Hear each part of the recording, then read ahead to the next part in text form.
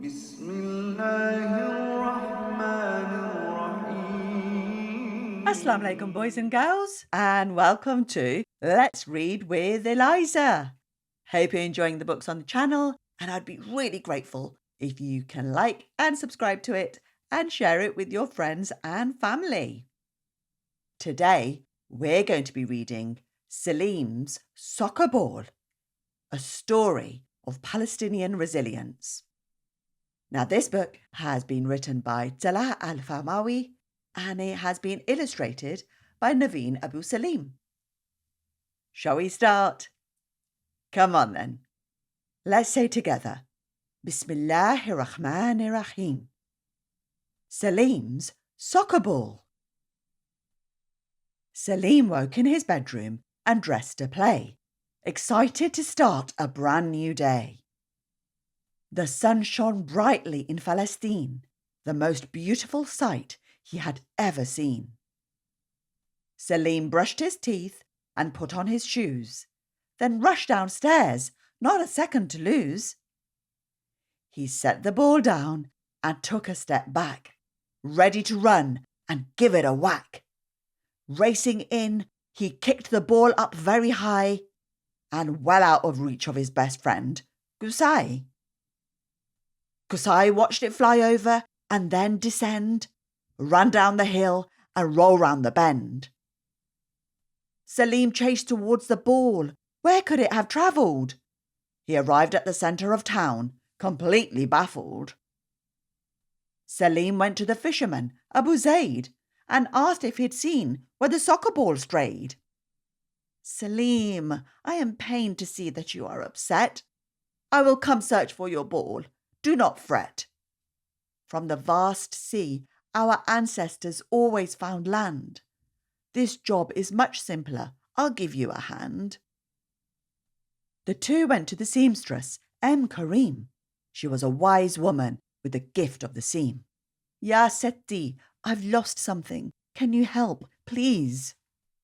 She put down her needle and looked up from her tatreez. Salim told the elderly woman what was wrong. Oh, do not worry, my boy. You must be strong.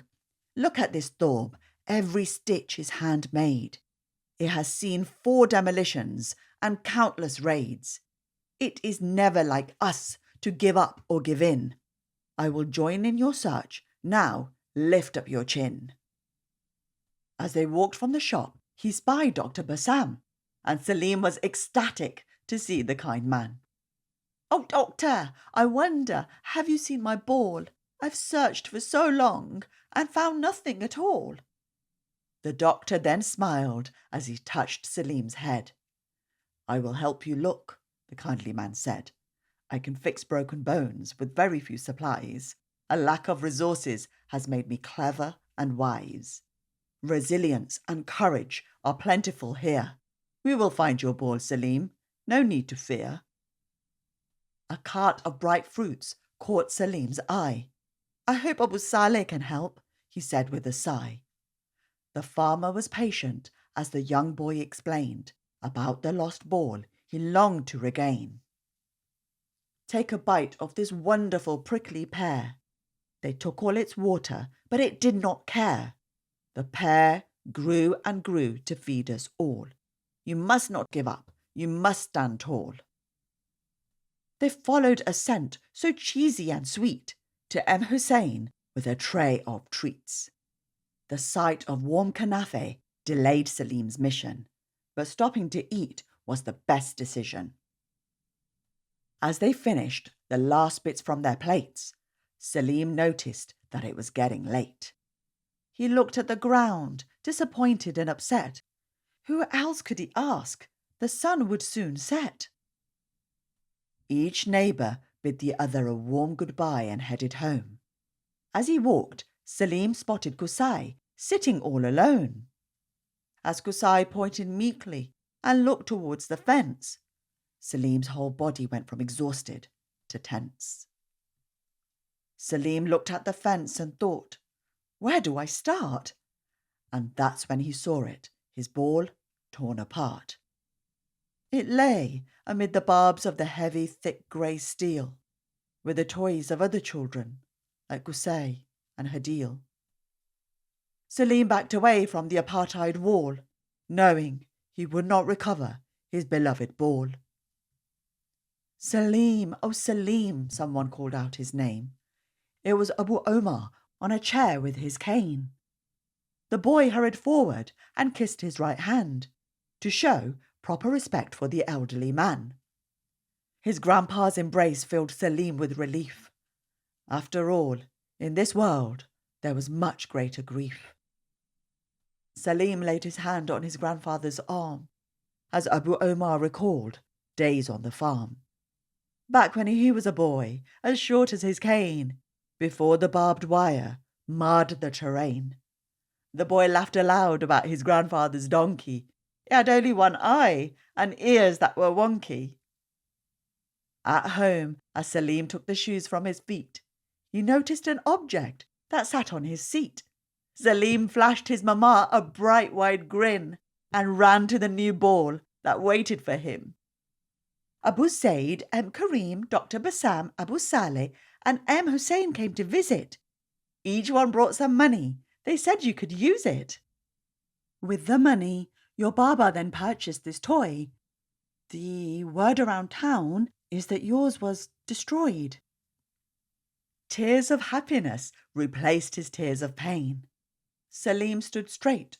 All his hope was regained. His mum put her palms on her son's happy face, then wrapped the boy up in a loving embrace. Despite what we lose, our spirit brightly burns. All that was taken from us will surely return.